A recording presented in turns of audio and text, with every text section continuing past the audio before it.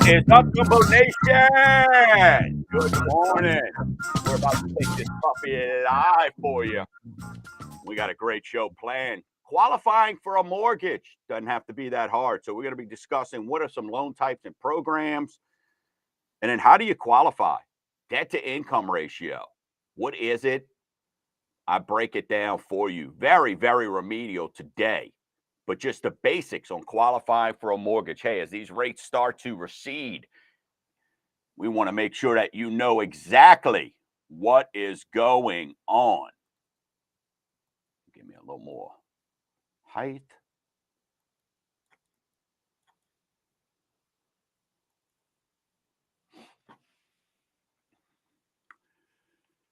So if you got any questions, streamers, hey, send it over to info@mortgagegumbo.com or put it in the little chat there. Got a great show planned for you. Glad you're up and at 'em.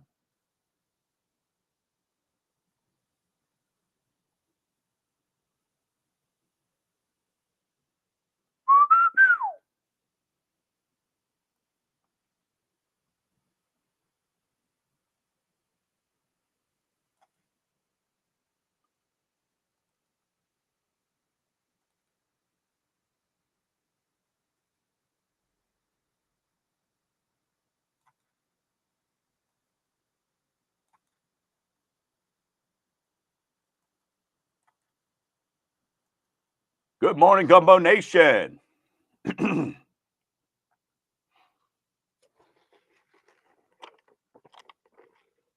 Another thing, too, before we hit the live airways is do not sleep on racetrack gas station food, ever.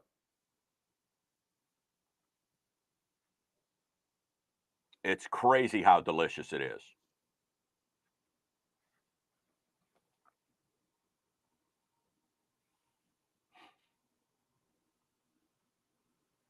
Got me a couple kolaches this morning.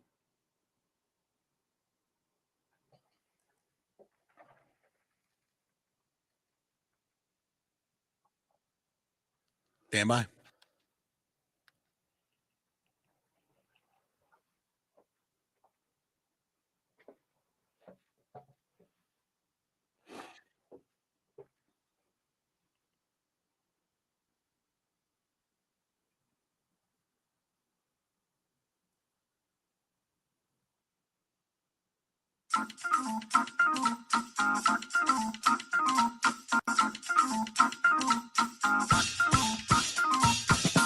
What's cooking, Gumbo Nation? You're listening to Mortgage Gumbo with Dwayne Stein right here on iHeartRadio.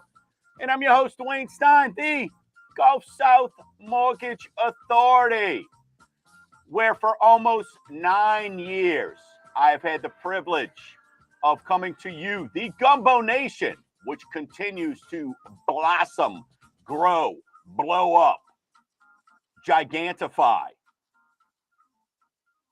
because you like to figure out and find out and hear about everything that is important when it comes to your most valuable asset, your home. If you want to join the show, 504-260-0995, or you can shoot an email to info@mortgagegumbo.com.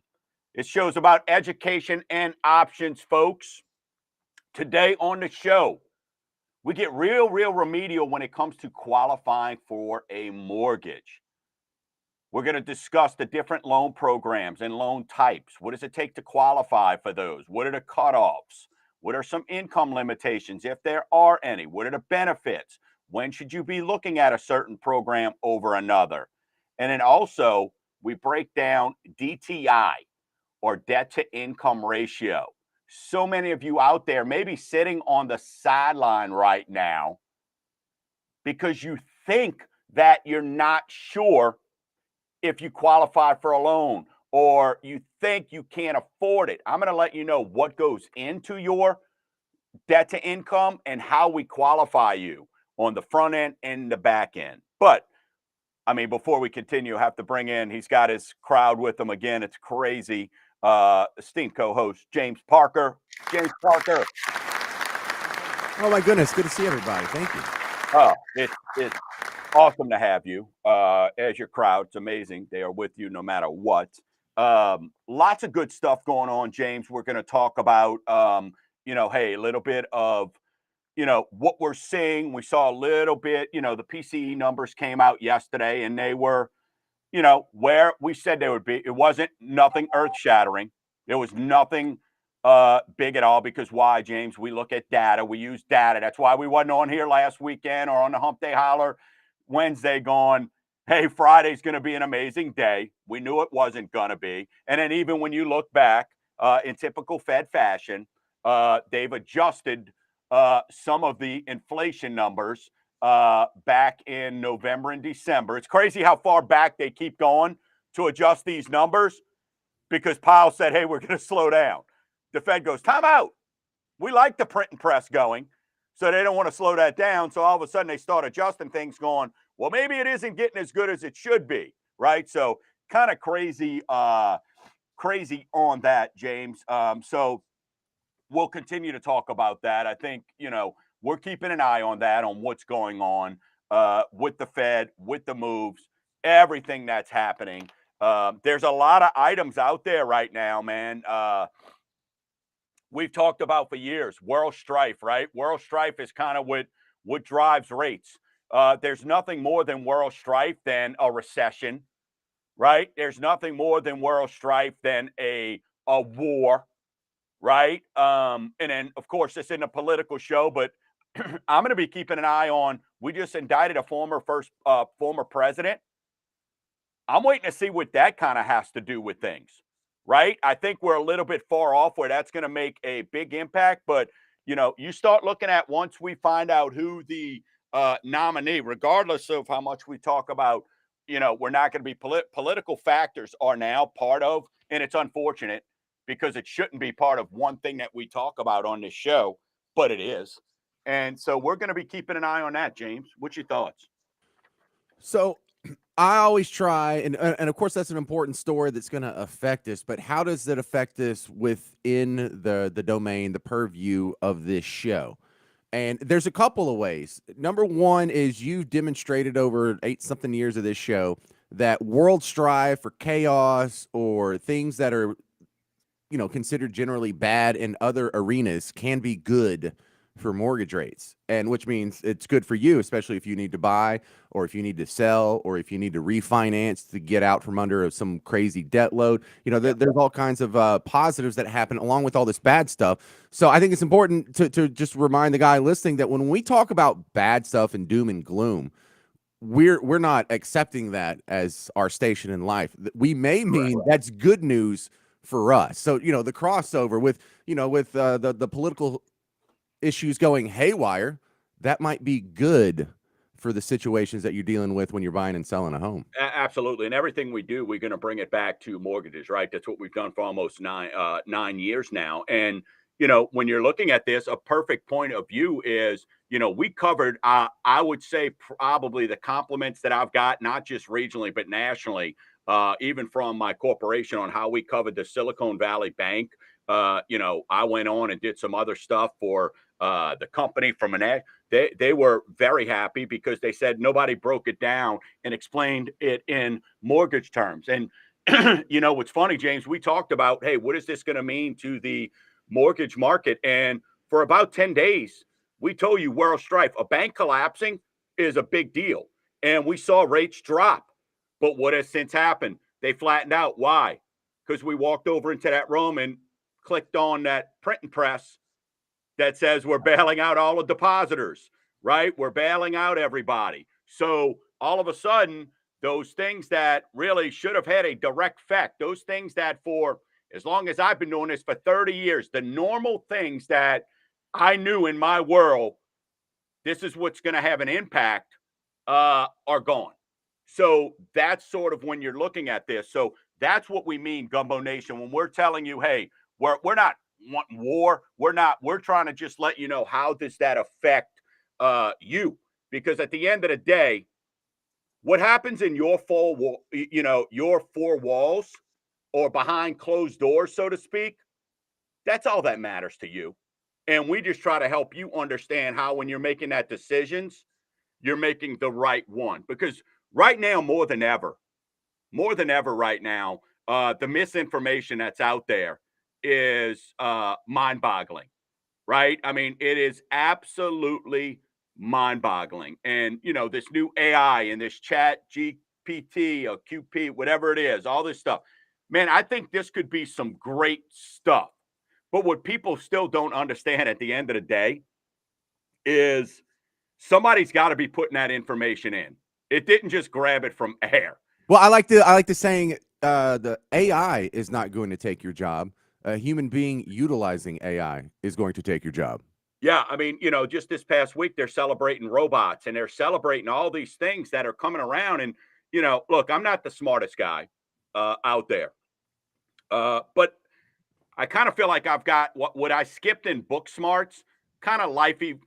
When you've been on this earth 51 years and been in this industry 30 of it, you kind of have seen a lot of different things go on. And I immediately, again, not the sharpest tool in the shed, James, but I immediately start thinking, like, shouldn't we slow this down? Like, robots don't pay taxes. You and I do, right? Like, what do we really? We got to be careful on this stuff that we go create. That's going to get all these jobs. That's going to look at what's happening now with the minimum wage and what's going on. I mean, there's not a place you can go now. I mean, yesterday, CVS, to get a loaf of bread and a gallon of milk over 20 minutes. And I finally walked out because their scanning system was down nationally. And the one person there doing that had to be on the phone trying to get that up. So while they're trying, and bless this poor lady's heart, because lines backing up, because what used to be something is, can we get Sue to the register? We need Sue to come up to the register because Sue was back stocking shelves. Maybe Sue was back, helping out with the pharmacy. Sue, who's stocking shelves, James, can't come to the front. And what happens is, so now I can't use robo checkout where I scan.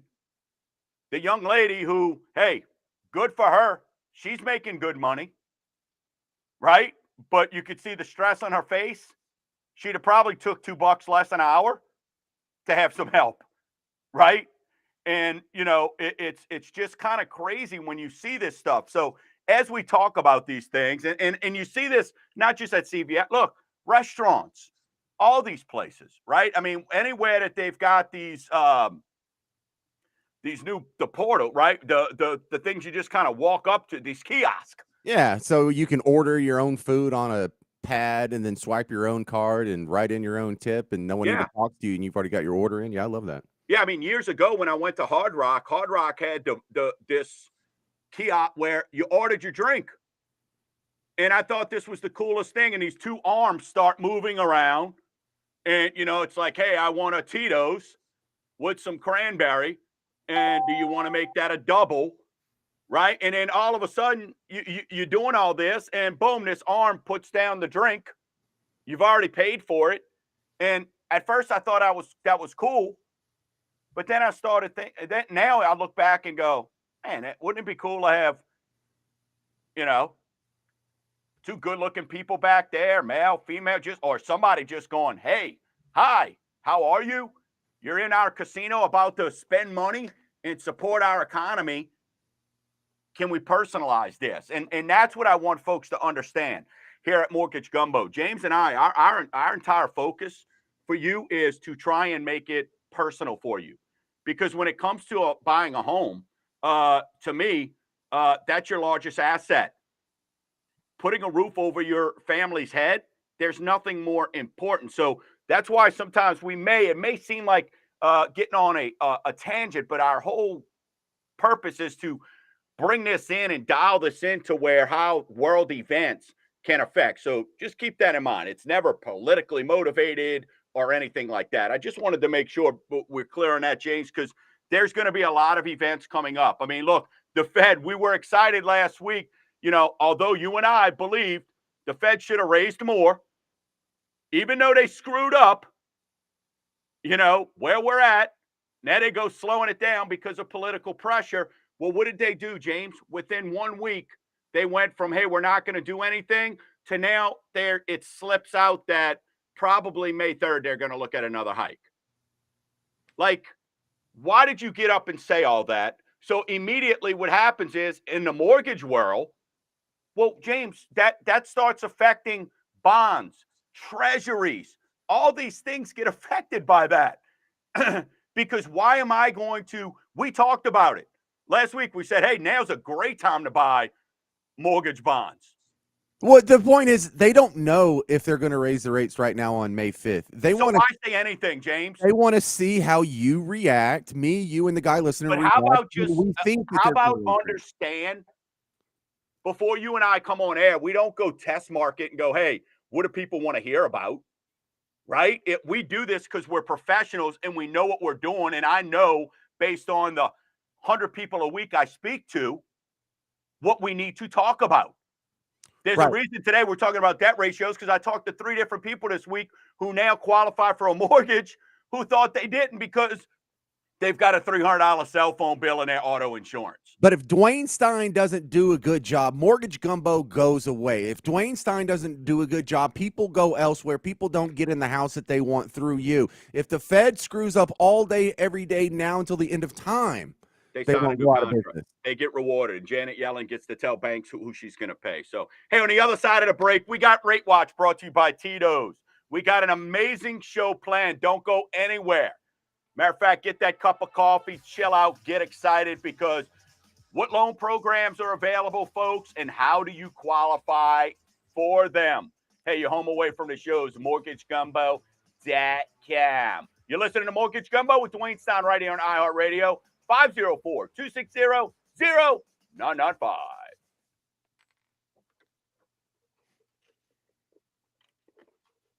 Beth, I'm telling you, you will not be disappointed. All right. So, Beth, that's a great idea for people in high school. Don't go into the convenience store and the gas station. But if you're at our age in life and you can't afford a Kit Kat or something, a Monster every time you get gas, you got other problems you need to solve. Beth's privilege of working with her. She's a rock star realtor. So my thing is, I promise you, look, it's all kinds of. As a matter of fact, I printed it out and I left it in the other room. So we'll talk about it. We'll do that in a Hump Day Holler. Also, James, I want you to go pull NOLA.com. Go pull the article, and we won't do it today, but maybe for Wednesday. Louisiana has 4 of the top parishes in the country of largest exodus of well, technically it has all the parishes in the country, but yeah. Yeah, you know what I'm saying. Right, yeah. Right. So really, I would not have guessed that. What the hell? Now some of it, obviously, look, when you start looking at Lafourche and stuff like that, right, with Ida, so I get it. But I just thought it was a neat article, and when you start comparing it to LA County, you know what I mean? Like, it's kind of crazy to think we're in there with some of those folks. So we'll chat about that. But yeah, and look, racetrack don't pay me. I mean, look, now you go in a racetrack, you don't get the 89-cent Polar Pop. Their drinks a little bit more. But the kolaches, the pizza, you can't sleep on their pizza. Their pepperoni pizza is strong. I'm a big fan, and this isn't racetrack specific, but I'm a big fan of those rollers that they have, the hot dog rollers that they have at gas station. Because when I was a kid, they used to only put hot dogs on them, and then they kept adding crap to them. It's like now they got like little burritos or flautas or whatever you call them. Yeah, flautas, yeah. Oh yeah, they got those. They got egg rolls out there. They got weird different jalapeno and cheese sausage. Yeah. It's fantastic what they're doing with those rollers. So basically, anything that's been put on a roller, like there's this one, it's buffalo chicken stick. It's just like it's even a little orange. It's baked. The buffalo chicken one's orange. That's how you know when you go up there, right? The tortilla, or whatever, the shell's a little the wrap. Look, I know no part of the chicken is shaped like that. I know Right. it's just Right. doo-dooed out of some machine in a factory, but it's Yeah. Yeah. delicious. Yeah. It Yum, yum. tastes good, and that's all that matters. Yum, yum.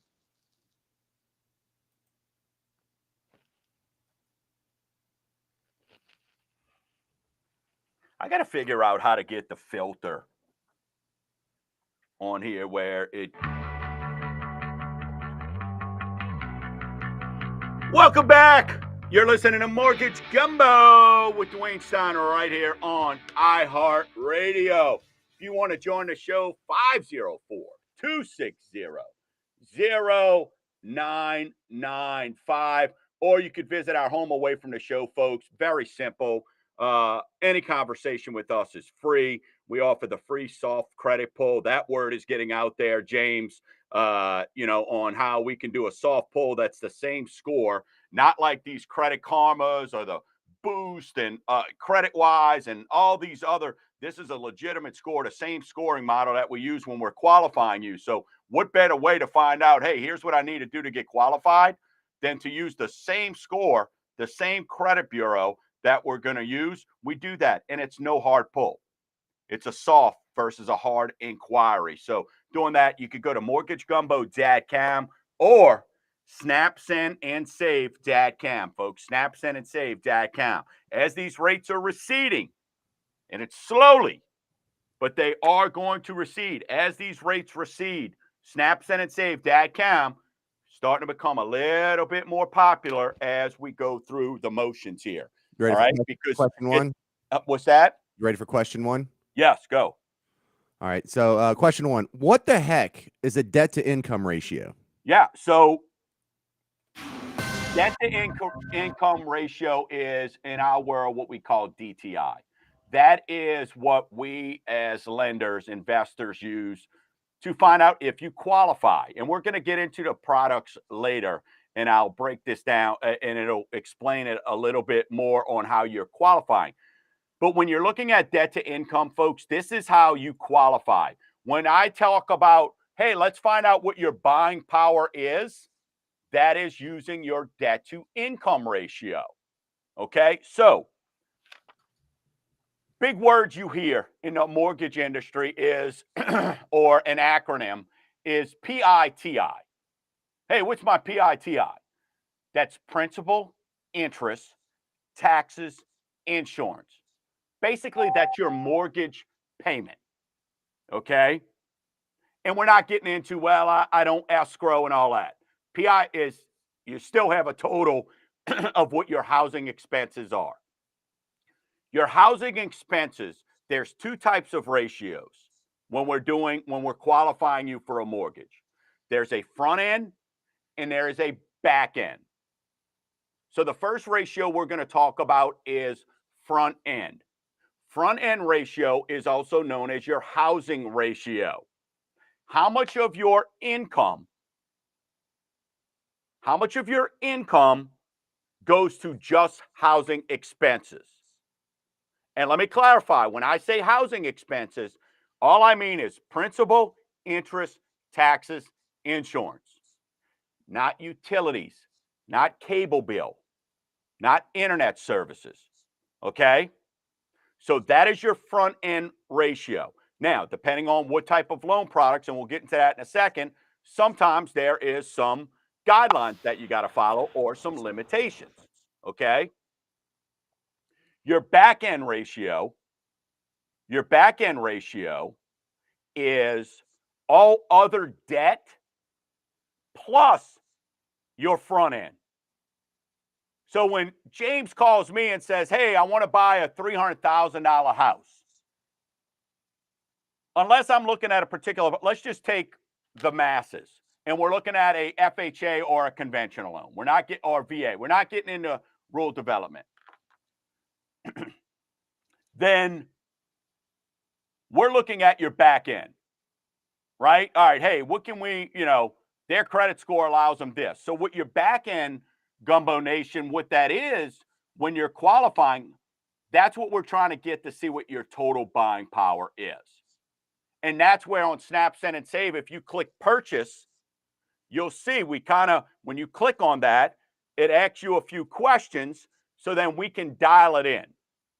But the reason why I want to talk about this is this week alone, I got applications on 3 different folks who, Gumbo Nation, you're amazing because y'all are getting it. Y'all are spreading the word more than me, James, producer Dave, Jeremy, anything that we can do out there because you understand the value. So 3 different people, James, this week called who said, I can't afford a house. My coworker, my relative, my etc. told me to give you a call. So let's go into what is included in your back end ratio. Okay. So that's your credit cards. That's any personal loans, regardless if it's with a finance company or it might be with Guido. Do they count student debt? Student loans, yes. Okay. Yes. But that doesn't get counted in the credit score, right? However, yes, it does. However, right now with student loans, what they're doing is the interest keeps accruing, but they're not requiring you to make payments. But student loan debt, when it comes to qualifying, even though all these payments for 2 years plus now haven't had to make a payment, we still have to create a payment for you.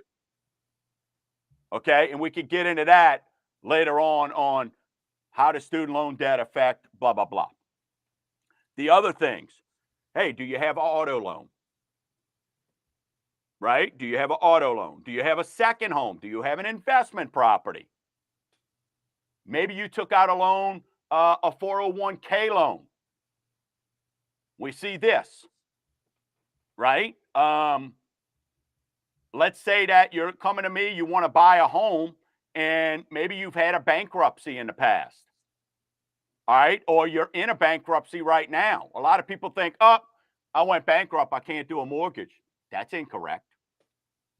That's incorrect. Depending on the bankruptcy type, we could do it right now. So, but we've got to include, for instance, if you're in a Chapter 13, you have a payment that you've set up with the trustee. We've got to include those things.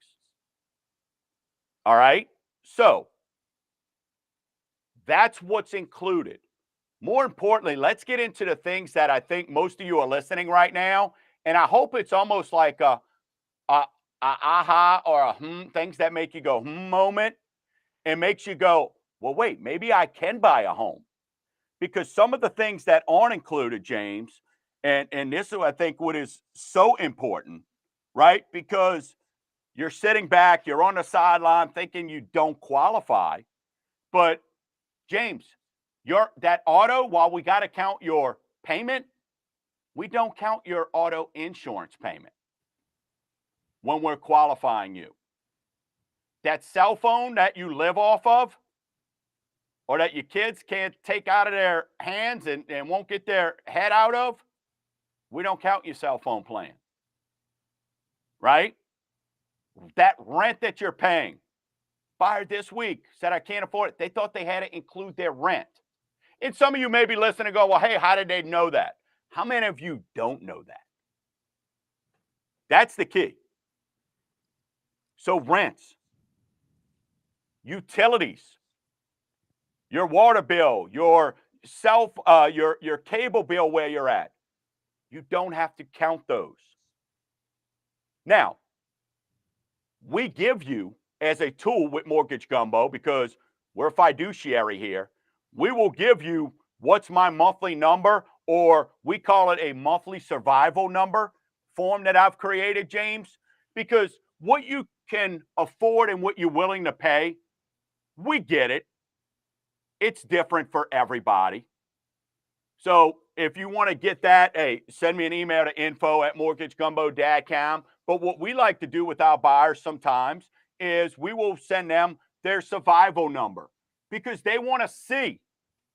Folks, we've done, you could subscribe to us on YouTube at Mortgage Gumbo and go find our budget webinar we did last year that breaks down how to budget. So the tools are out there for you. But those are the things that, hey, there's a monthly survival number that you may go, all right, what I can pay and what I'm willing to. So the reason I wanted to cover that of what a debt ratio is because this way, when we start getting into these loan products and types that we're going to discuss over the last two segments, I wanted you to have a idea and understand. Chances are, it's like most things in life, you're probably being harder on yourself than you need to be. Let me help answer some of those questions. Maybe this is one we don't talk to the drunken uncle about, who knows everything, right? Maybe this is one you kind of go to that professional and go, hey, tell me where I'm at. Had a couple people this week that said, if this is what size home you want, you're not ready. But if you go do this, here's what you could do to get there. So there's a lot of different factors out there. So, hey, on the other side of the break, we're going to get into rate watch. We'll knock that out. But then we get into the different loan types. Is there one out there that maybe you're missing or you're unaware of that you could be taking advantage of right now? Hey, give us a call. We want to chat. 504-260-0995. Or as always, no answers, no obligations. No costs, no obligations, just answers. MortgageGumbo.com. You're listening to Mortgage Gumbo on iHeartRadio, 504-260-0995.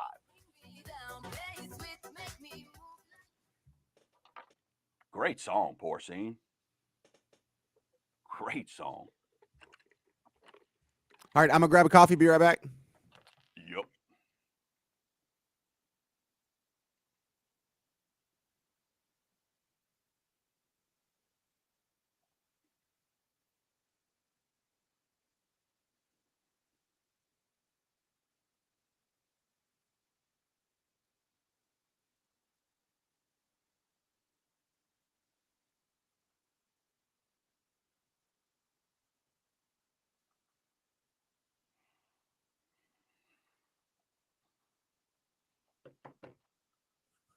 Gumbo Nation, thanks for hanging out. Hey, if you got any questions, shoot them over. Shoot them into the stream if you're on the stream, or info@mortgagegumbo.com. Hey, even if it's something we can't get to today, promise you we will get to you.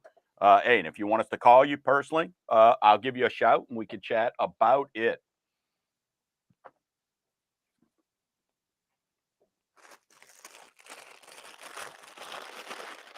See what I'm talking about right here. 2 for 4.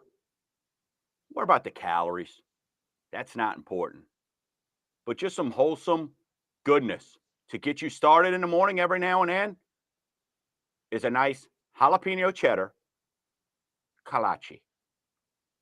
2 for 4. It's amazing. It's doughy. It's rich. It's buttery, cheesy, meaty. But most importantly, it's good. Sounds better than what I had. Get you a kolache today. I'm practicing as spokesman. What you had, Jeremy? The old I'll get something on the way back, or I forgot to grab something now I'm here. I stopped and hit like a little hot bar and got a few things. Okay. That kolache sounded pretty good. Yeah, man. Yeah. So are you a Danish guy? Like, let me get a Danish, or are you a donut guy, pizza guy in the morning, or I can answer that question pretty easily. I'm a diabetic, so 2 out of 3. There you go. Now, I've had my preference, though, but I would say donut over Danish. Yeah. Of course, cold pizza can't be beat. Never. Ever.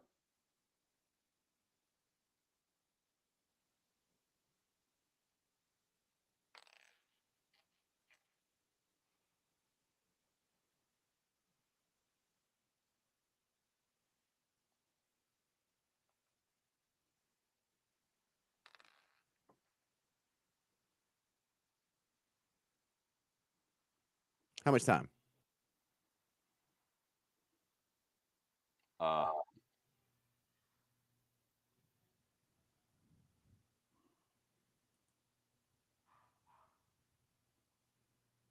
You see this other question from Beth? Look, put it on the screen.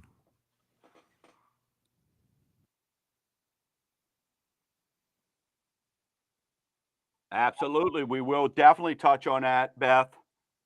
I know That's that's in a my good notes. question because Well, I I don't. like working with Beth. She gets it. Huge super fan, man. She got the badge, dude. I like questions that I don't know the answer to yet. I love when realtors understand that they're not supposed to have every answer, right? And it's okay to ask, right? It's okay to have a guy.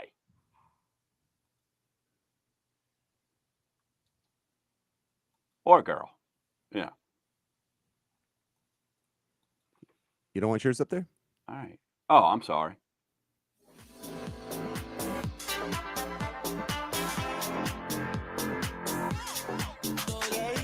Oh, yeah. We're feeling a little jazzy this morning. Welcome back. You're listening to Mortgage Gumbo with Dwayne Steiner right here on iHeartRadio. If you've got a question or you want to join the show, 504-260-0995, or you can shoot an email to info@mortgagegumbo.com. Just like Beth Marcello did, said she had a client ask about mortgage insurance falling away after 20% equity. But does this apply to all loan products? No, it does not. No. It absolutely does not. It basically, you're looking at, it applies to a conventional loan. We're going to talk about FHA loans in a second. And that's one of the points that I'm going to point out is about how, with FHA, the PMI is there for life, but there's some ways that it's not. So we're going to disclose that. So no, Beth, it does not. And also, guess what? Just when you hit 20%, we're going to do a show on that in a couple of weeks. We're going to talk about how to get rid of your PMI because people think, oh, when it falls at 20%, just well, it depends. Depends on your investor. So we'll talk about that on how and should you, right? I mean, James, before you moved, you had an FHA loan, and we talked several times. And the whole reason why you and I didn't refinance out of it was you had FHA before the rule changes where it did fall off, where it wasn't the life of the loan. Remember? And I kept telling you, you were like, I want to get this lower rate. But when you took the insurance that was going to fall off of your loan, your payment would have been as much, if not higher. So that's where I said, stick where you're at. And this was even before you knew you were moving or anything like that. It's just about making sure that you're guiding people and giving them the right advice. That's when I was a Mortgage Gumbo listener, and I heard a show that reminded me because when I got my first house, I was told that the PMI would fall off at 20% equity, Yep. but I didn't know what the process was. And so a Mortgage Gumbo show reminded me, and I went and I just you can go to an online portal and look up anything in your life now.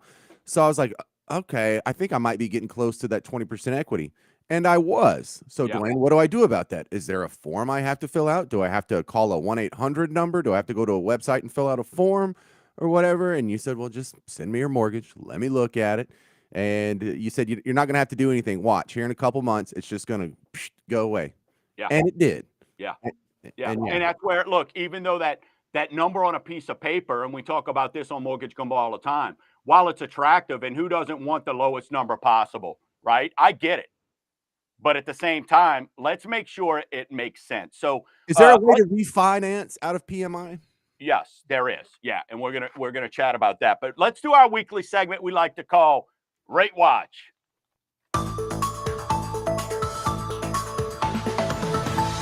Rate Watch is brought to you by Tito's Handmade Vodka. It's America's first handcrafted vodka, and it's delicious. And I've got a couple lined up for this evening already, just letting folks know. But I won't be driving, so that's okay. 30-year conventional, 6.57. Last week at this time, it was 6.38. Don't panic. We're not seeing a whole bunch of that in the rate sheet. The investors are understanding right now, as we alluded to in the first segment, right? They understand that things are a little testy right now. So that 6.57, I get it. It's up from last week, but it's basically flat. 15-year, 5.99. FHA 6%, Jumbo 5.94, VA 6.10, and 5/1 ARM 6.60. So look, rates are what they are. the whole point we're doing this show is so people understand exactly what's going on. So let's get into the different. There's basically two types of loans. There's government and there's conforming. Right now, once you get into those two loan types of government and conforming, then you have different loan programs, right? So under government, you've got FHA, VA, and USDA or RD, rural development. Under conforming, that's your conventional loans, your non-conforming, which is your jumbo loans. So we'll get into that. But one of the biggest loans that I want to talk about right now is, because this is the one that right now is as popular or more popular than any other loan product out there or loan program. And what's ironic about the FHA loan is, in the past, you go back and listen to past shows, you would hear me talking about FHA as sort of the loan of last resort. But with rates being higher, I'm going to explain why that's better, right? Because if you call Mortgage Gumbo and you talk to me or any of my associates, or you're a veteran, what is your income? Because right off the bat, I'm finding out, are you VA and do you qualify income limitation wise, income qualify for rural development, which we'll get into those. And then we would go, what is your credit score? Because then we start looking at conventional, then there was always FHA. Let me explain why FHA has become so popular right now. And we talked about this and we mentioned it on Wednesday's Hump Day Holler.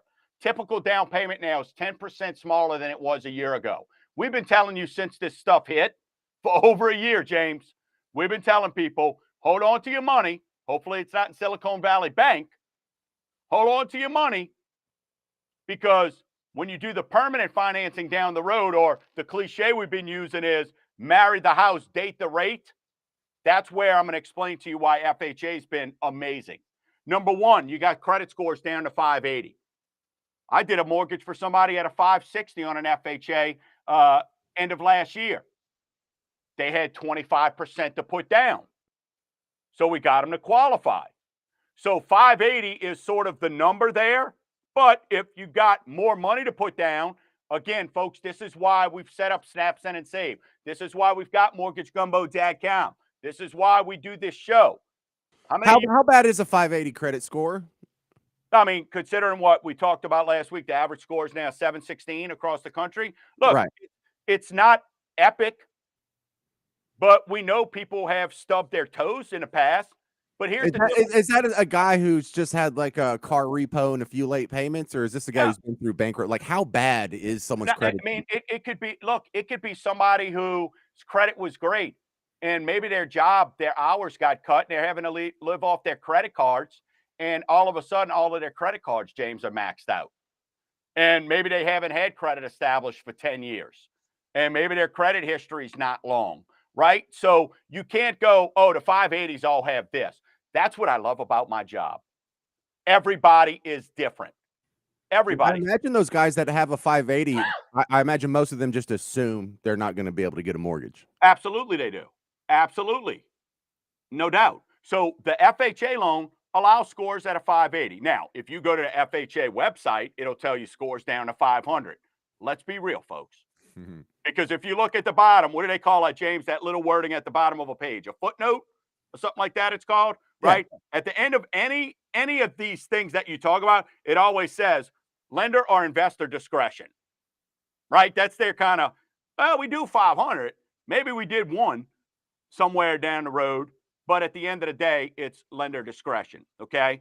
So when we're looking at FHA, scores down to 580, only 3.5% down.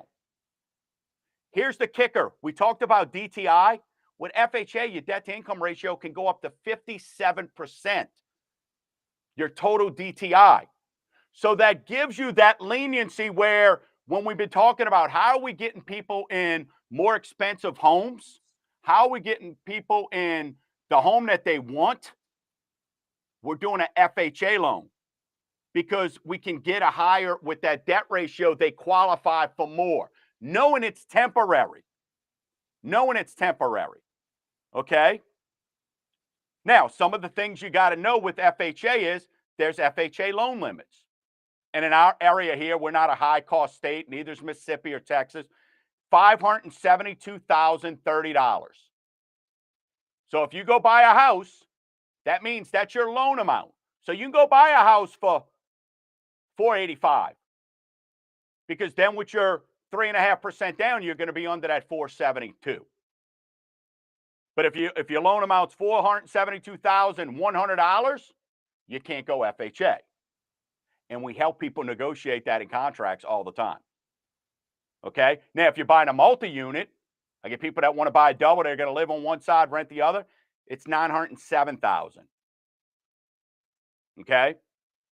And a few other factors. And I want to get all this in FHA, and then we'll just slam everything else when we get, because FHA right now is the biggest one. Can I use FHA to buy a rental property? If you're going to live in one, not as an investment property. No. So the other thing about FHA is, now look, it has a upfront mortgage insurance of 1.75. The great news about this, though, folks, is it's financed. So it gets added on top. So on a $100,000 loan, they put that $1,750 on top of the loan. It's pennies in your payment. They allow you to finance it.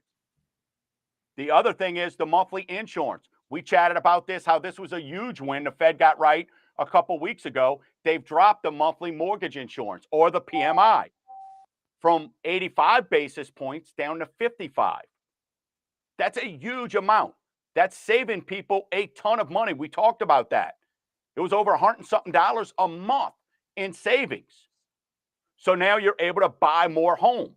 This is the things that you've got to understand, why you don't want to just be slammed into a box, why you don't want to be judged by credit score. Okay? Now, Beth asked the question of, hey, does it automatically fall off? With an FHA loan, PMI is on there for the life of the loan until you refinance out of it. Unless, and I just got a loan the other day because somebody at another lender did not know this, unless you put down 10%. On an FHA loan, if you put down 10%, the PMI falls off after 11 years. Don't know why, don't know how, don't know what, who, where, when. What kind of random number is that? Don't know why, don't know how. It is what it is, right? So 10% down after 11 years, your PMI can fall off if you hadn't refinanced. It's not like you're going to hold on to that 6.25% rate so you can wait for your PMI to fall off, right? So, and then with FHA, the other great thing is you can do an FHA, a streamlined refinance, where no appraisals necessary, different options like that. So right now, folks, we've changed how we're looking at things and how we're getting folks into loans. And to be quite frank, FHA needs strong consideration, because you get more home, more bang for your buck, and we can stretch it a lot more to help you out. Hey, on the other side of the break, we're still going to cover VA, RD, and conventional loans. We're going to break down how they work, when you should consider them, and exactly the nuts and bolts of what makes you qualify or disqualifies you for those loans. You're listening to Mortgage Gumbo with Dwayne Stein right here on iHeartRadio, 504-260-0995.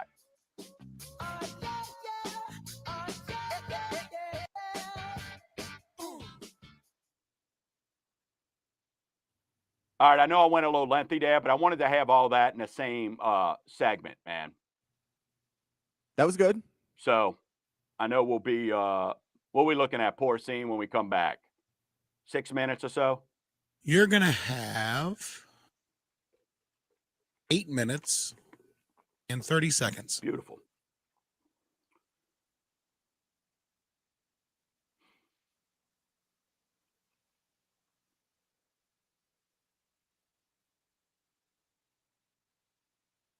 Oh, yeah. What is upstream? Got people all over the place hanging out, man. The word is out. What does you wish shirt mean? Look, this shirt is a complimentary gift from great friend of mine, Lexi Thomason, wife of Captain Charlie Thomason of Bayou Charters, best man in their wedding. And she just thought that shirt fit me, not just because it's a medium, just joking, but fit my personality. And it leaves everything to determination, right? Or to, not determination, to, come on, help me out, Parker. That's why you're on a show, dude. It leads it to your imagination. Oh, it leads it to your imagination. You wish, I mean, upon a star, for a loan, to chat, have a kolache, right? You missed when you went on your break. I did a little kolache. I mean, I'm figuring I did a little 30-second spot on why a kolache. So, what was the final conclusion on that? Yeah, what it is. Yes, indeed. Welcome back. Final segment of Mortgage Gumbo.com. If you're new to the show, welcome. So glad to have you here. Go out, tell your friends, continue to do your homework, Gumbo Nation. I appreciate you, respect you, and love sharing this knowledge when it comes to your most valuable asset, your home, almost 9 years. Look, this whole show today has been dedicated to talking about how do you qualify for a loan.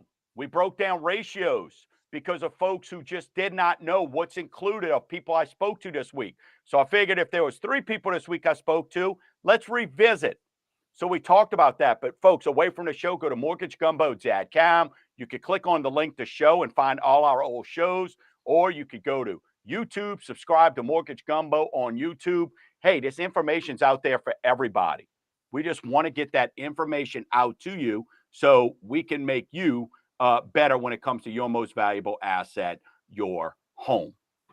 So now, before you jump back into it, address this nice comment from a Facebook user here. After many years, this show is my favorite show to listen to over the years, and look forward to it on Saturdays, and glad Parker's also on board.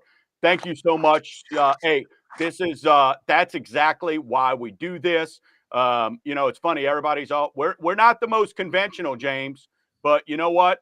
We get you the information you need, and the only way we know how to do it, and that is with facts and making sure that you are just aware of what is out there for you. So, all right, let's finish the loan types. So you knocked out FHA, and I think everyone knows what conventional is because it's not even really a program. It's just what you can get from the private sector.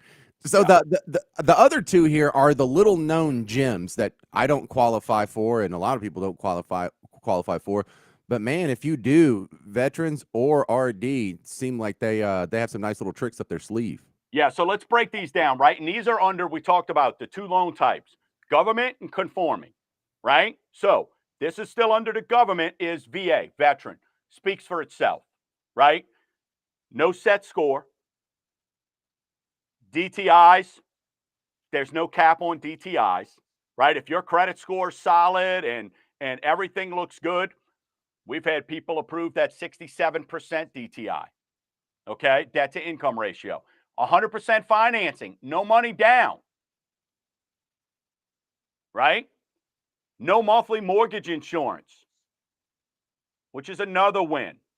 Now, VA does have, like FHA, which is an upfront mortgage fee, except VA calls it a funding fee. However, when we're doing a loan for you, we're going to ask you for your DD-214 because a lot of people are able to get that waived. We're able to opt them out of that. Maybe they have their eligibility allows them to get out of that. Maybe with there's some disability or something like that. So we look at that with VA. Now, VA is limited to, are you a veteran? Are you the wife of a veteran? Wife of a, maybe a veteran that's passed? There's limitations on that, right? So not everybody qualifies. You have to have served, which makes it amazing. The greatest thing about VA is when we're doing with a VA streamline, or you've heard us talk on the show about an EARL, it's not some super general. An EARL is a IRRRL, interest rate reduction refinance loan. And here's why they're great. No appraisal, no income verification, zilch. And we refinance you and give you a lower rate. That's simple. So if you're in a VA loan right now, call us. Let's see. Maybe our EARL is something worth looking into. And then the other thing good about VA too is a lot of times when you're doing these refinances, it's up to 100%. Okay. Now, let's go to the other government product, and that's rural development or USDA. Again, 100% financing. Okay. You do have a monthly insurance, right? But your ratios are limited. It's income qualifying. But listen to these income limits. And they've gone up so much over the years. I mean, when I first got in this business, it was like 60-something thousand. If you have 1 to 4 people in your family, 1 to 4, you can make up to $103,500 as a family. 1 to 4. So you could be single with 3 kids, married with 2 kids. Okay? 1 to 4 in your family, $103,500. If you have 5 to 8, it goes all the way up to $136,600 to qualify. So, Parker, that would be your number because you've got over 5 people in your family. Yeah, we've got 4 kids, and both of our incomes would be under that threshold. So there you're at. Well, regardless of it, I'm just talking about from when you're looking at it, it's up to 8 people. So y'all have got 7. 6. 6. I'm sorry, 6. Yeah. So you would qualify for that. Okay. Now, RD, again, when you refinance, you could do 100% financing. RD, you can refinance into a RD loan at 100%. You can't refinance from a FHA, a government, conventional, or VA loan into RD just because your income qualifies. Now, there's 2 minutes. There's ratio limits with RD, and it's based on credit score. So if you're under a 680 credit score, your limits are different. Your front end, as we talked about, your housing, and your back end are different. So it's mainly 28 on the front end. If you're under 680, then once you get over 680, it goes up to 34%. And then your back end has a little bit more leeway when you're over the 680. So there's opportunities there. And we always look at that right away. And one of the things that needs to be said about rural development loan is a USDA loan, U.S. Department of Agriculture. This isn't for farmland, and this doesn't even necessarily have to be rural. That is a totally misleading name. You don't have to have a farm. Isn't there like places in West Wego or something? The entire West Bank, Slidell, all that. So you don't have to have cows, right? You don't have to have a agricultural degree or not be rural to get a rural development loan. It could already be. Not. It can be urban and already developed, and you still get the RD loan. Basically, outside of Jefferson Parish and parts of Jefferson, like the Metairie area and New Orleans, and then most of Mississippi. So those are your government loans.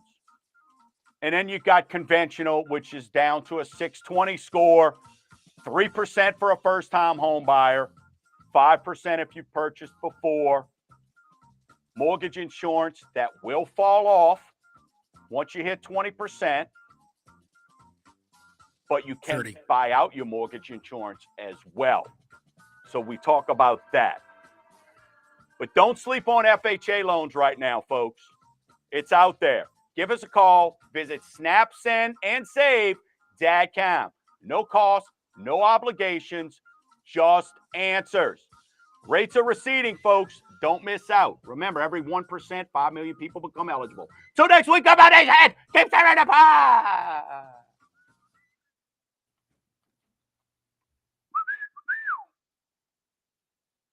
Are you hanging around for Rick's? Nope, I'm out.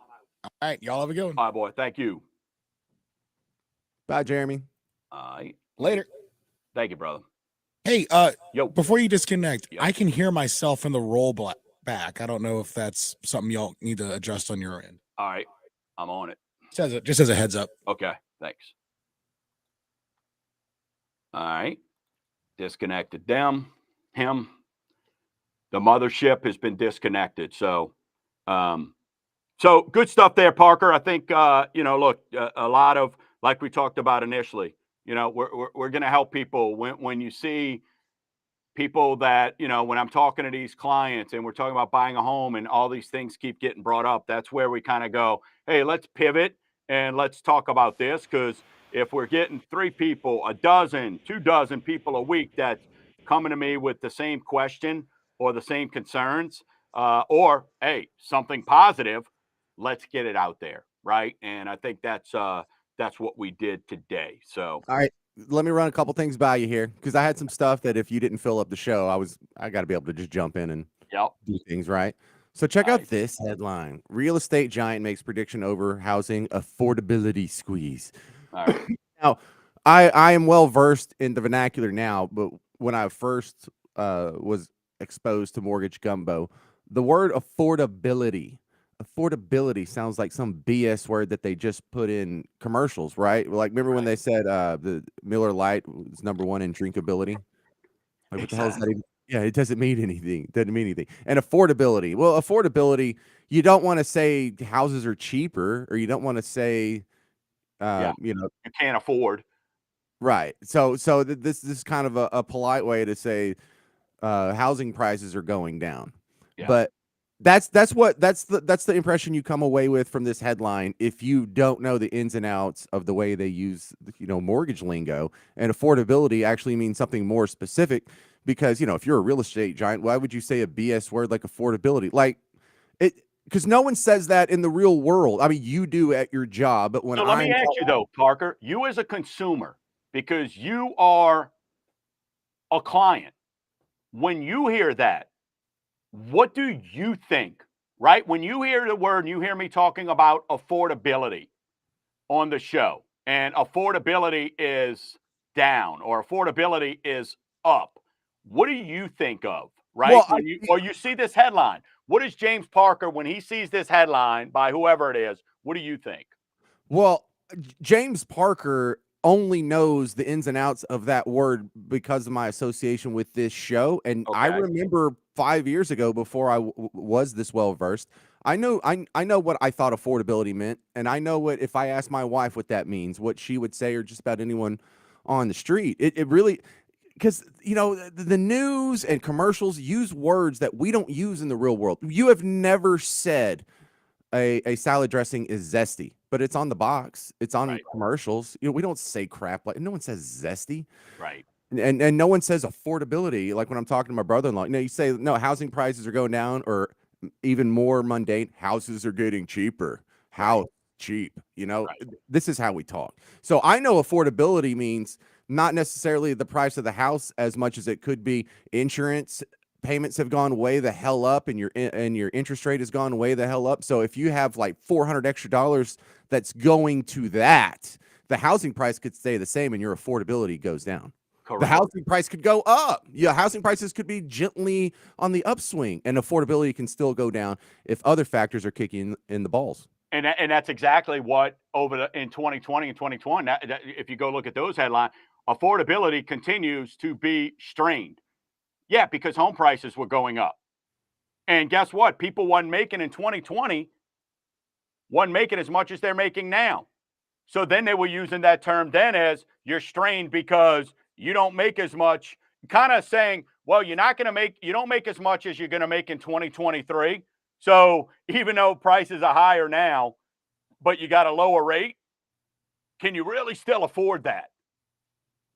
Right? So it's a negative, it's a negative term. And what's bananas is, I even have it for us to chat about on Wednesday, is the Fed says we're going to stop hiking. And immediately there was 10 to 15 different headlines this week talking about, and James, we've been saying it forever, home prices, are they done falling?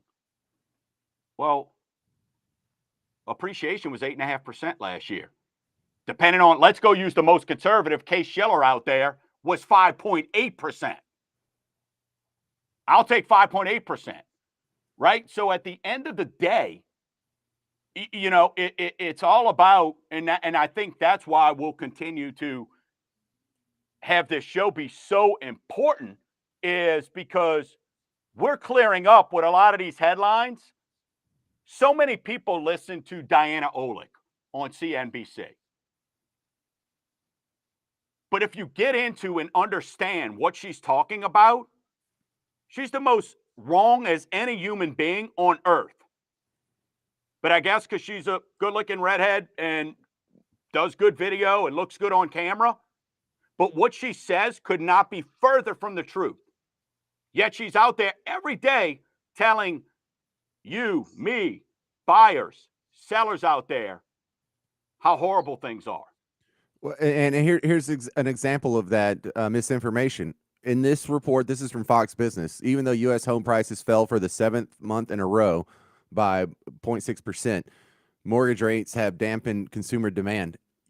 They just said housing prices have gone down. They haven't. We've had appreciation over the last year. Housing prices are up. Go back. This is the beauty of what we do. Go to Mortgage Gumbo on YouTube. Go listen to a past show. We explained a couple weeks ago what median home price is and what a median price is, right? So they're taking 7th month in a row, 0.6, not 1.6, 0.6, 0.6%. 0.6. 0.6, I'm sorry. In trying to talk about, but they're not, that does not mean appreciation has gone down. Right. And I think the easy metaphor that, or simile that people understand, is if you compare it to cars. You know, if last year the same amount of Mercedes were sold as Camrys, but this year you sold a lot more Camrys than Mercedes, the average purchase price of a car would go down, but the car's prices stayed the same. The value of your Mercedes is going to not go down. Yeah, that's a great point. That is a great point.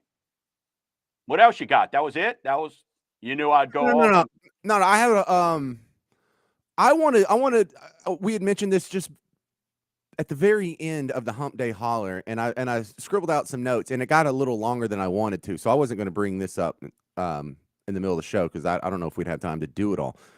But this North Shore versus South Shore argument has changed a lot, not just from the pandemic, but more so from the insurance side of things. Yeah. And so in order to have that insurance talk, though, about how that has changed the math, we have to first go back and relitigate the existing math and then add the insurance on there. So we have to do the T-chart. Reasons why you would want to live on the South Shore versus the North Shore versus the South Shore, whatever. And so I keep coming up with very good points, you know, because I had to make this decision. One time I lived on the North Shore and I worked on the North Shore. Then I lived on the North Shore and I had a job on the South Shore, and I made that commute for a while. Yeah. And I know what it's like to think, well, you know, that commute, fog. That's 2 hours of your life. Yeah, fog. Every day. Yeah. 2 hours that you don't get to spend with your wife, Condor, that you don't get to spend with your kids, that you don't get to spend working, mowing the lawn, going to soccer practice, anything. Yep. So, you know, we have to reset the table here, but a couple other things have really changed too. Crime's about the same. Roads are still a non-starter. You know, they're awful on the South Shore, great on the North Shore. But schools tend to be a little bit different.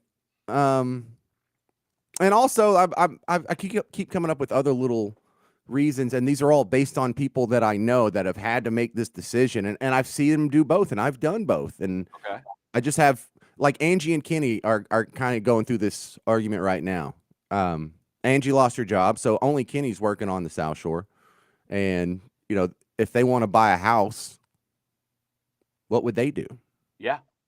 Yeah. So they're having this argument, and then my wife's brother. Then you go into, but then it's even more so, right? Because where do they want to live on the South Shore? Because if they want to live on the West Bank, well, then once we get into income stuff, well, maybe they can get a rural development loan.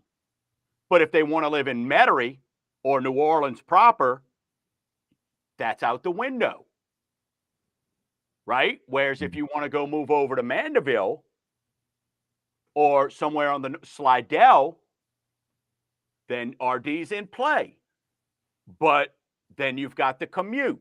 So, there's so much that goes into this stuff, right? And it's such, and it's why it's so important for your lender, whoever it is, to be more than just filling out blue boxes, right? What is the future plan?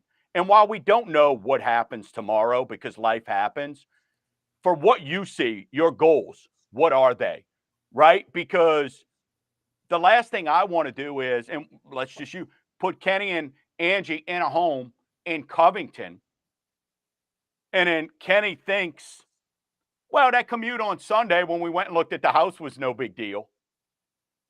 But when you got to make that every day, right? And let's say Angie's next job's on the South Shore. Well, then what? But is it families coming up? Where do we want to have our kids? Hey, if we stay in this area, we got to put them in private school versus a public school, possibly. What are those things?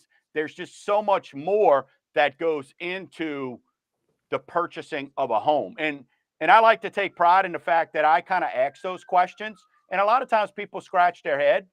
What, they got a murder going on by you, Parker? Somebody? That's coming out of yours. Is it? Oh. Yeah, there's no crime out here in Bug Tussle. We don't hear sirens. All right. You're the one that's next door to a fire station. I don't know how, but maybe so. I guess so. You're two doors down from the fire station, right? Yeah, I am. That's weird. This mic is that good. But anyway, so there's so much more. So that's why, again, when me and my associates talk to you, we don't just go, your name is, and you make how much, and you work where. It's, hey, what is the goals? Because that's going to affect the loan type as well for you. All right, so ruminate this in your head, and maybe we'll do it on Wednesday, if not next Saturday. All right. But when we had this conversation, 8 years ago when you started off, the answer was sort of the same as it is now. Really, you would rather live on the South Shore if money's not an object, unless you have like family on the North Shore or something, because the crime's not bad if you live in Audubon Place or you live in a great neighborhood. You don't have to deal with that. The roads you can't really do anything about, but the schools aren't an issue if you can afford Brother Martin and Jesuit. Hell, schools situation is probably better than on the North Shore. This is where all the good jobs are. This is where all the cool restaurants are. This is where all the social events happen. This is if you want to go to a Saints game or a Pelicans game, you can just on a lark be like, oh, let's go downtown. Right. They have cool old historic homes. Of course, if you can afford it, the South Shore is better than the North Shore. Now, that's still the answer. However, what has changed in the last 8 years is that threshold keeps getting pushed up and up and up and up and up, right? So, I mean, how much more wealthy do you have to be to enjoy the South Shore over the North Shore? That ratio has what's changed. And insurance has just taken it up to wipe out a whole class of people who would otherwise stay on the South Shore. You got to get out. Yeah, I mean, it's just almost, we had somebody this week, James, and, this is what hurts my heart, is a seller who needs to sell their home, older couple, but was misadvised, and flood insurance went up for them, and what used to be $350, $450 went up to $1,500, and they were told, you've never flooded, you don't need that. The problem is now, today, the person that's going to try to buy that house, the flood insurance, they're not grandfathered in at that smaller number, James. So now that flood insurance is over $3,000 for flood insurance alone. It's a deal breaker. And these folks need to sell their house. They're making some life decisions. And this is on the seller side, right? This is a seller that called me for advice and asking, what can we do? And, we're going to talk about that too, because, we've got programs over here that if you want to sell your home, we could help you with and do it for a much cheaper price. Yeah, see, I don't know all those rules, but they were talking about it when I sold my house in Lakeview. Yes. That was what happened was when they changed these floodplains, and James, now these FEMA maps aren't what they used to be, right? Now, people can go online and look at a FEMA map, but that might be some kid at LSU Ag did a project and people are using that as their Google map for FEMA. right? Now everything's based on with satellites, it's all data driven. So your house is a dot, and you could literally have, we've seen where one side of the street is USDA, rural development, and the other side doesn't qualify. Same thing with everybody's in a flood zone, so to speak, but maybe they're in a flood zone that's not, the mortgage company don't require them to hold flood insurance. So now these folks, because they were given bad advice and because they don't know, James, and that's why the show, not to pat ourselves on the back, that's why this works. It's your most valuable home. So how many people have we helped over the years saying, still pay for your flood insurance in case you're ever going to sell? Because these folks didn't think they were ever going to, nobody thought about 3 years later, I'm going to have to sell my house because I got to make a tough decision and we got to go into assisted living and stuff like that. So now going to take a loss. They don't have a choice now, what right? happens now, right? But they still have a mortgage, right? They didn't call me and go, my home's free and clear, right? So they got money years ago when the rates were cheaper to make the house handicap accessible and a little bit more manageable. They did some remodeling. And now, because they got bad advice, they cut corners on a few $100 a year, which I'm not the guy to tell you what you can and can't afford. My job is to tell you, here's how you qualify. I tell people all the time, they'll ask me, what would you do? And I'll tell people, hey, if you're my mom and dad, my brother and sister, I'd probably tell you walk from this thing. Or, yeah, hey, it's a good idea. But at the end of the day, you got to find those things out. Another example, this week, they got a house over here, built-in pool, beautiful home, 250 grand. Was on the market, 8 million offers. I'm like, ain't no way. Something's wrong. Yeah, there has to be, right? Yeah. I mean, the roof's over 20 years old. The sellers don't want to replace the roof. That's 30, 40 grand, right? There's plumbing issues. The electrical wiring is not up to code. So now there's a reason why this house that they're offering at 250 would normally be 400 and something grand. But at 6% interest rates, James, nobody's saying, let me go get this and then go and fix it. Nobody, because it may be worth this down the road. People are scared. And that's why if you got a good property right now, it's going to move and it's going to move quickly. So, hey, did you see this? Did you see this mansion tax? This isn't going to affect us, but it's kind of mortgage related. I thought you'd get a kick out of this. So California just passed a new tax. There's like a 4% tax on home sales between 5 million and 10 million bucks. And if it's over 10 million bucks, it's like 5.5%. Yeah. So let me get this straight. If I buy a house for $20 million, my taxes on that is going to be, what is that? $1 million? Yep. $1 million freaking dollars tax. Yeah. And they wonder why people are leaving that state in mass. I don't know why California is even still open for business. I mean, I really just do not. I mean, well, they have property values are actually falling there, not median home sales, but property values are falling there. That's right. And, yeah. And here's what's great. Go look up California homeowners insurance rates.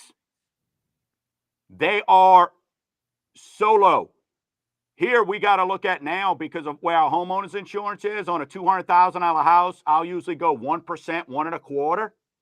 There it's 25, 30 basis points. It's 30% of what it is. So can you imagine you get $1 million property there and your insurance is $3 grand a year. And on a $200,000 house here, it's $3 grand. That's wild. Well, here's the dirty little part for you and me. A $5 million home is going to have an additional tax. That's fantasy land. We'll never deal with that. Right. But in California, $5 million is not that rare. And Dude, that's a 1,500 square foot house. Yeah. So yeah, I mean, it might be in Malibu if you're on the beach. We don't know. We don't know because we don't play in that world. but if you picked up my house and you put it in a decent neighborhood in the San Francisco area, it would be worth $600,000 to $800,000 easy. Yeah. And I just got this thing for $300,000 in bug tussle. So they didn't index this for inflation. So, I mean, fast forward 10 years, half the home sales are going to have this extra tax on them, and they just can't punish their people enough, can But they? it's just not, and all that's in California, and then this is, again, this is somebody looking at, hey, maybe he's the next president. Can you imagine what he'd do to the rest of the country if he's willing to do this to his own people? What do you think he'll do to people that he don't care about? This exactly this. So why does it stop at Mansion? Why does it stop there? And this was brought up years ago. They talked about this, right? So there's stuff out there that was saying, hey, down to 250 grand taxes. And I mean, dude, it would be, nobody would ever sell, nobody would ever buy. It basically make things, I mean, really quit paying your mortgage and just tell the bank you're going to rent from them. And at the end of the day, when you've got all these sales that come out, when you look deep into the data like I do, our market could be flourishing at 6 and 7% rates. But the investors, the banks keep selling out to the hedge funds. All your cash buyers, James, let's face it, when we talk about that, between 30 and 35% of homes last month were bought cash. James, that wasn't you and I walking up with an envelope going, let's do this. These are investors, hedge funds, these big conglomerates that are buying up all this property to put it in their hedge funds because they realize how good real estate is. And they realize now we got a whole bunch of rentals. It can't go bad. So when they go sell that on their portfolio, hey, this thing's going to keep performing, right? Now the value's based on this, right? You got a $500,000 home that's only mortgaged for 180, right? Look at all the equity there. Why would you not invest with us? How can it go bad? That's the problem that we're dealing with. If all that stuff, if the investors would just right now say, and I know this for a fact because I got a good friend that works for USDA, and he just got promoted as one of the things he's doing. He's like, literally, his sole job right now is to take all the RD loans out there and to go find somebody that's going to buy mass buyers across the country for rural development loans that go bad. That go bad? That go bad. Or heading bad. Because guess what? Those are at 100% financing, James. When you go bad and you have no skin in it, you're basically a renter who decided to be a homeowner and they moved in next to James and went, I don't want to pay my mortgage. There's no skin in the game. The seller paid their closing costs. They came in with zero. And I even gave them money back for their appraisal and their inspection. They got paid to buy that house. So there's a lot out there. That's kind of, when you look at it, those are the big things that if they would just go, hey, listen, going forward, we're going to go get this out to our realty firms and let them start marketing these houses. Dude, you'd see inventory would go through the roof. Rates would have no choice. The Fed would have no choice but to lower the rates. Oh, see, I'm always interested in this behind the curtain in the mortgage world. Who the hell's going to buy those? Who wants to buy a bunch of failing RD loans? Someone's going to buy them, right? Oh yeah, because right now, James, the same thing, dude. Who's buying? Why don't you sit here and see headlines on foreclosures right now? The banks call James and go, hey, listen, I tell you what, look, take 6 months, get yourself, see if you could get this figured out. If you can't, we're going to come in and get this thing for you. Because, James, what's happening? Homes are appreciating. You had 7% rates at the end of last year, and value still went up 5 to 10%, depending on who you look at. Yeah, true. All good stuff. I mean, so why not invest? It's always going to be your safest. Because at the end of the day, what's the one thing, Greg, we heard all the time? Return of, more important than return on. And 99.9% of the times, I could get my money back when I sell my house. All right, so that's bro. all I got. So the North Shore versus South Shore, which rolls into the insurance discussion because that's changed this topic forever. Yep. And those other two stories, if you want to throw them in there, that's fun stuff. The Yeah. real estate tax, mansion tax. So that's like something to look forward to on Wednesday. You got it, brother. Have a good one, man.